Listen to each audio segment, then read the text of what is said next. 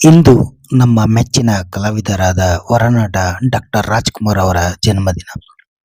April 24, 1929ರಂದು ಜನಿಸಿದ ಅವರನ್ನು ನೆನಪಿಸಿಕೊಳ್ಳದವರೇ ಇಲ್ಲ.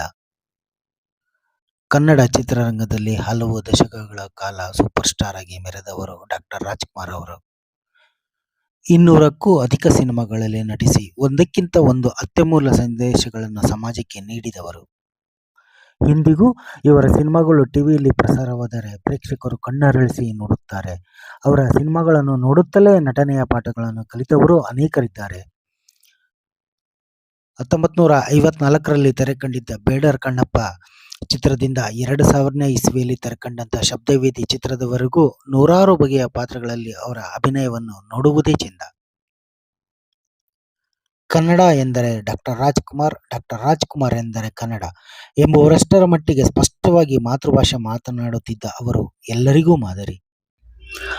ರಂಗಭೂಮಿಯಲ್ಲಿ ನಟಿಸುತ್ತಾ ಸಿನಿಮಾ ಕ್ಷೇತ್ರಕ್ಕೆ ಬಂದ ಡಾಕ್ಟರ್ ರಾಜ್‌ಕುಮಾರ್ ಅವರು ಹಲವು ಕಾಲಘಟ್ಟಗಳಲ್ಲಿ ಅತೀವವಾಗಿ ಶ್ರಮಿಸಿ ಮುತ್ತುರಾಜರಿಂದ ಡಾಕ್ಟರ್ ರಾಜ್‌ಕುಮಾರ್ ಅವರು ಬೆಳೆದಿದ್ದು ಹೂವಿನ ಹಾಸಿಗೆ ಆಗಿರಲಿಲ್ಲ ಅವರ ಬದುಕು. ಅದು ಎಲ್ರಿಗೂ ಗೊತ್ತೇ ಇದ್ದೇ ಇರುತ್ತೆ.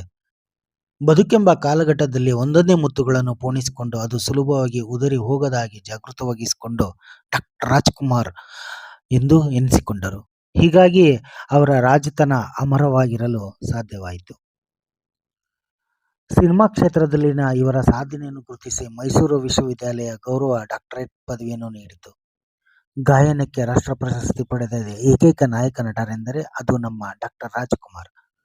ಪದ್ಮಭೂಷಣ, ಕೆಂಟಕಿ ಕರ್ನಲ್, ದಾದಾ ಸಾಹೇಬ್ ಫಾಲ್ಕೆ, ಕರ್ನಾಟಕ ರತ್ನ, ರಾಷ್ಟ್ರ ಪ್ರಶಸ್ತಿ, ರಾಜ್ಯ ಪ್ರಶಸ್ತಿ, ಫಿಲ್ಮ್‌ಫೇರ್ ಹೀಗೆ ಅವರಿಗೆ ಬಂದ ಪ್ರಶಸ್ತಿಗಳಿಗೆ ಲೆಕ್ಕವಿಲ್ಲ.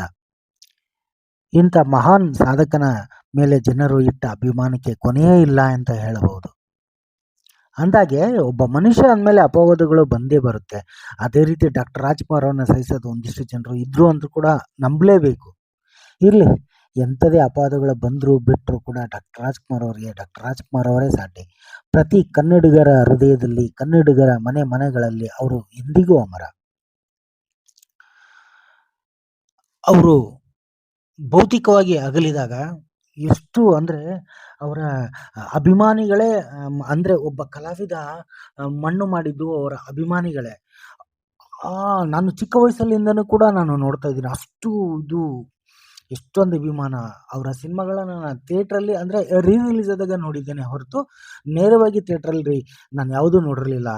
ಇದು ಟಿ ವಿಯಲ್ಲಿ ನೋಡಿದಾಗ ಅವರ ಅಭಿನಯ, ಏರಿಳಿತ, ಹಾಡು, ಭಕ್ತಿಗೀತೆ, ಭಾವಗೀತೆ ಎಲ್ಲ ವಿಭಾಗದಲ್ಲೂ ತಮ್ಮನ್ನು ತಾವು ತೊಡಗಿಕೊಂಡಿದ್ರು. ಎಲ್ಲ ರೀತಿಯ ಪಾತ್ರಗಳಲ್ಲೂ ತೊಡಗಿಕೊಂಡಿದ್ರು. ಇದನ್ನ ಹೇಳಬೇಕೋ ಬಿಡಬೇಕೋ ನಂಗೆ ಗೊತ್ತಿಲ್ಲ. ಅಪ್ಪು ಸರ್ ತೀರ್ಕೊಂಡಾಗ ನಾವು ಎಷ್ಟು ದುಃಖ ಪಟ್ಟಿದ್ದೆ ಅಂದರೆ ಈಗಿನ ಜನ್ರೇಷನ್ ಅಂತ ಏನು ಹೇಳ್ತೀವಲ್ಲ, ಎಷ್ಟು ಆ ನೋವನ್ನು ಅನುಭವಿಸಿದೀವೋ ಅದೇ ರೀತಿ ಡಾಕ್ಟರ್ ರಾಜ್‌ಕುಮಾರ್ ಅವರು ತೀರ್ಕೊಂಡಾಗ ಅಷ್ಟೇ ಪ್ರತಿಯೊಬ್ಬರು ಅವ್ರ ಎಷ್ಟು ನೋವು ಅನುಭವಿಸ್ಬಿಟ್ಟಿರ್ತೀವಿ ಅಲ್ವಾ? ಅದೇ ರೀತಿನೇ ಇರಲಿ. ಇವತ್ತು ಅವರ ಜನ್ಮದಿನದ ಪ್ರಯುಕ್ತ ಬೆಂಗಳೂರಿನ ಕಂಠೀರವ ಸ್ಟುಡಿಯೋದಲ್ಲಿ ಅನೇಕ ಕಾರ್ಯಕ್ರಮಗಳು ಹಮ್ಮಿಕೊಳ್ಳಲಾಗಿದೆ. ನೂರಾರು ಅಭಿಮಾನಿಗಳು ಕೂಡ ಇಂದು ಅಣ್ಣವರ ಸಮಾಧಿ ನಮಿಸಲಿದ್ದಾರೆ. ರಾಜಕಾರಣಿಗಳು ಬಗೆಯಿದ್ದಾರೆ. ಅನೇಕ ಬಗೆಯ ಸಮಾಜಮುಖಿ ಕಾರ್ಯಗಳು ಸಹ ನಡೆಯುತ್ತವೆ. ಅಂದಾಗೆ ಅಣ್ಣವರು ಅಗಲಿದ್ದು ಏಪ್ರಿಲ್ 12, 2006 ಅಂದರೆ 20 ವರ್ಷಗಳಾಗಾಯಿತು ಅವರ ಅಗಲಿ. ಡಾಕ್ಟರ್ ರಾಜ್‌ಕುಮಾರ್ ಅವರು ಇರೋ ಇನ್ನೊಬ್ಬ ಕಲಾವಿದರು ವಿಷ್ಣುವರ್ಧನ್, ಪ್ರತಿಯೊಬ್ಬ ಎಲ್ಲ ಕಲಾವಿದರು ನೆನಪಿಸ್ಕೊಳ್ಳೇಬೇಕು. ಇವತ್ತು ಡಾಕ್ಟರ್ ರಾಜ್‌ಕುಮಾರ್ ಅವರ ಜನ್ಮದಿನ ಇರೋ ಪ್ರಯುಕ್ತ ಹೀಗಾಗಿ ನಾನು ನನ್ನ ಅನಿಸಿಕೆಗಳನ್ನ ಹಂಚಿಕೊಳ್ತಾ ಇದ್ದೀನಿ. ಅವರ ಅಭಿನಯ, ಗಾಯನ, ಭಾವಗೀತೆ ಪ್ರತಿಯೊಂದು ವಿಭಾಗದಲ್ಲೂ ನನಗೆ ಅವ್ರ ಇಷ್ಟ, ತುಂಬ ಇಷ್ಟ ಅವರು. ಆ ಸರಳ ವ್ಯಕ್ತಿತ್ವ, ಆ ಕೊನೆಯವರೆಗೂ ರಂಗಭೂಮಿಯಲ್ಲಿ ಕೂಡ ಏನಾದರೂ ಒಂದು ಸಾಧನೆ ಮಾಡಬೇಕಂದ್ರೆ ಸಮಾಜಮುಖಿ ಕಾರ್ಯಗಳನ್ನು ಮಾಡಿದ್ದು. ಅಬ್ಬಾ! 206 ಸಿನಿಮಾಗಳಲ್ಲಿ ಅವರು ನಾಯಕ ನಟರಾಗಿ ಅಭಿನಯಿಸಿದ್ದಾರೆ. ಎಲ್ಲ ಸಿನಿಮಾಗಳು ನಿರ್ಮಾಪಕರು ಏನು ದುಡ್ಡು ಹಾಕಿದ್ರು ಎಲ್ಲ ಅಮೌಂಟು ಕೂಡ ವಾಪಸ್ ಬಂದಿದೆ. ಅಂತ ಮಹಾನ್ ಕಲಾವಿದರು ಅವರು. ಎಲ್ಲ ಪ್ರತಿಭಾವಂತ ಕಲಾವಿದರಂತೆ ಡಾಕ್ಟರ್ ರಾಜ್‌ಕುಮಾರ್ ಅವರು ಸಹ ಅಭಿಮಾನಿಗಳ ಮನದಲ್ಲಿ ಸದಾಕಾಲ ಜೊತೆಯಾಗಿ ಜೀವಂತವಾಗಿ ಇದ್ದಾರೆ ಮತ್ತು ಇದ್ದೇ ಇರ್ತಾರೆ.